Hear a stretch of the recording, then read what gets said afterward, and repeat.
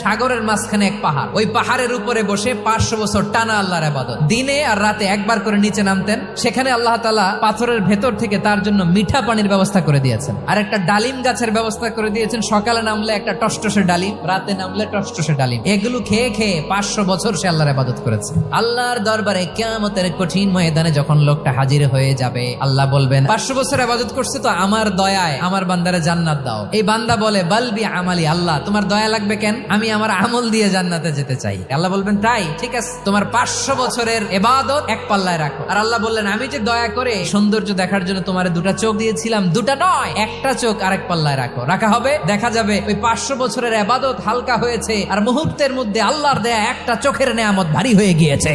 ফলাফল দেখো, হিসাব বলে তুমি এখন জাহান্নামে যাবা, যাও এবার জাহান্নামে যাও। এবার লোকটা কাচুমাচু করে বলে আল্লাহ এবার আমি বুঝতে পেরেছি তোমার দয়া ছাড়া দুনিয়ায় কেউ জান্নাতে যেতে পারবে